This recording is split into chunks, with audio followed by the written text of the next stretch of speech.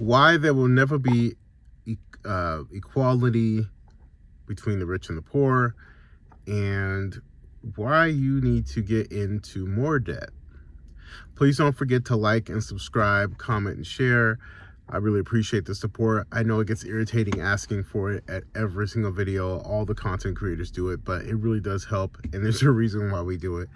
So if you can please continue to smash the like button and the subscribe, I would greatly appreciate it. All right, let's get into it. So let's tackle, these are two big issues that we need to talk about. Why the rich and the poor, there's a gap there, and it's growing as quickly as we've ever seen it grow, and what you need to do to get on the other side of the wedge. So I've been telling people for a while now to go check out The Uneducated Economist. I think he does a fantastic job on excuse me, eyelash, job on breaking it down and the Cantillon effect, and what that essay really entails in talking about how our economy is ever changing, and how it's really hard to go backward, right? And to sum it up, the best way I know how is that when you have new money coming into the system, and that new money is handed over and works its way to the people who own assets, then you create this machine basically that you can no longer compete with, people who are willing to do cheap labor or willing to do it at a fraction of the cost to make something, because of the move up into luxury. So meaning we have done well for ourselves and we've moved up into luxuries, right? We like to drive the nice cars, we like to wear the nice clothes, we go on vacations. Having the luxury experience comes at a cost. When you become a consumer nation and not a producer nation, there's this ever amount of inequality, and there's no way to fix that, because no one is willing to go backward in lifestyle. Right? You get a raise, the first thing you want to do is you want to spend more. You have the lifestyle creep.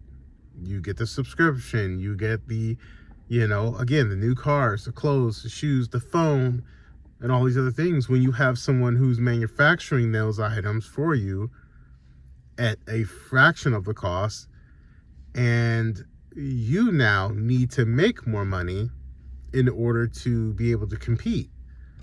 And you're not going to be able to compete with someone who's willing to sleep on the dirt floor, which produces more inequality, right?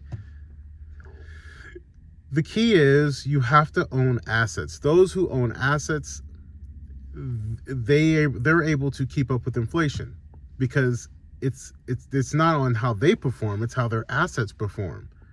That's why there will never be equality, because again, the new money pouring in to the system, the economy, it's ever increasing amount of debt.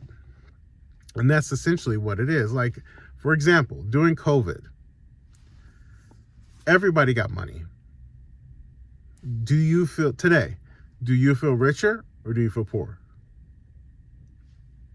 It's a simple, and here's the other question you have to ask yourself. Where did that money go?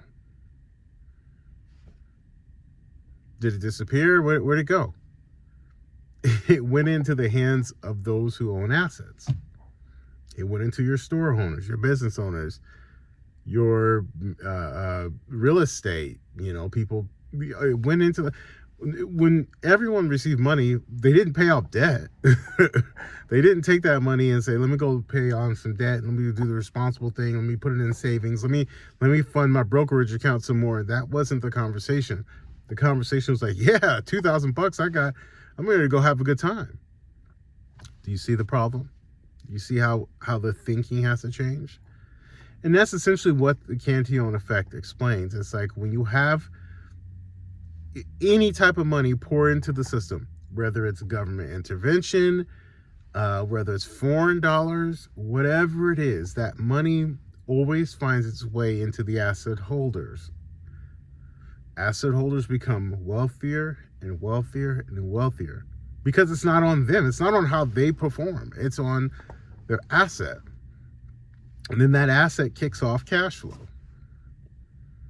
So they're not having to trade time for money. Whereas the bottom half of the economy, we're sinking in debt. Most living paycheck to paycheck. $1,000 emergency, you get wiped out. And you don't have assets. And then it creates a system to where it becomes more expensive to own an asset because the asset holders are now, trading assets at a much higher rate than they were even several years, even 2-3 years ago. So what do you do?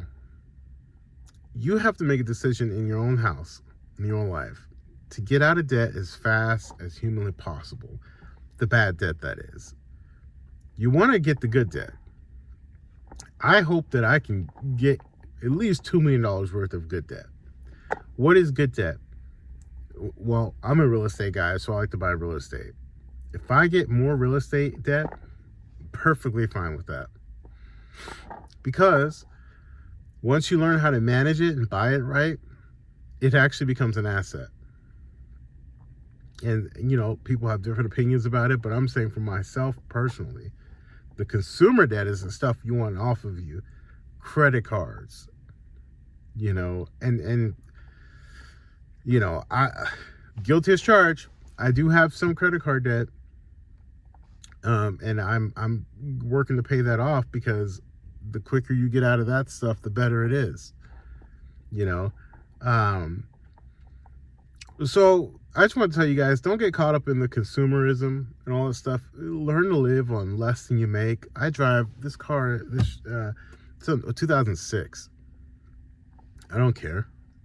It's like, it runs great, has 190,000 miles. I'm not looking to impress anyone. I don't, that's not my focus. I wear a lot of the same clothes. You know what I mean? You don't find me eating out in restaurants and all that type of business. And that's the way to think, right?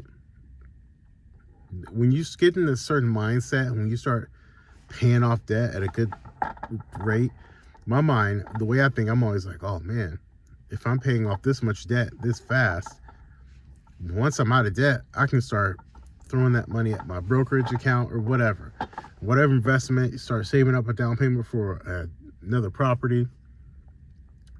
Your focus tends to shift the more you do it.